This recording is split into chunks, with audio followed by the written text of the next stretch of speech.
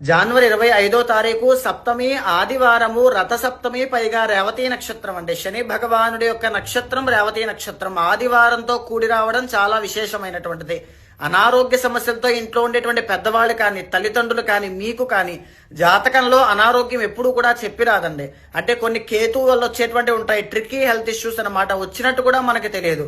అలాంటి వాటి నుంచి బయటపడాలి అన్నా, జీవితంలో ఎదుగుదల కావాలి అనుకున్నా, ఎప్పుడైనా గాయత్రి శక్తికి కూడా సూర్య భగవానుడే మూలమైనటువంటిది. సో ఎప్పుడైనా సూర్యుడి యొక్క శక్తి మనిషికి ఉంది అంటే కాన్ఫిడెన్స్ తో ఏదైనా సాధించగలుగుతారు.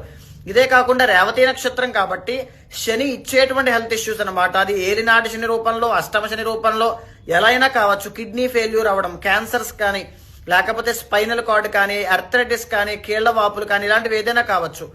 ఏది ఉన్నా సరే ఆ రోజున సూర్యోదయం కంటే ముందే నిద్ర లేచి స్నానాదులు ఆచరించిన తరువాత సూర్యుడికి 3 సార్లు అర్ఘ్య ప్రదానము సమర్పించి ఆదిత్య హృదయము అనేటువంటిది చదివి నేను పైన పెట్టేటువంటి మంత్రాన్ని ఆ రోజున 10 సార్లు జపం చేయండి చాలు.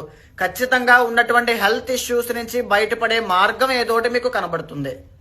జనవరి 25వ తారీఖు సప్తమి ఆదివారము రథసప్తమి పైగా రేవతి నక్షత్రం అండి. శని భగవానుడి యొక్క నక్షత్రం రేవతి నక్షత్రం ఆదివారంతో కూడి రావడం చాలా విశేషమైనటువంటిది.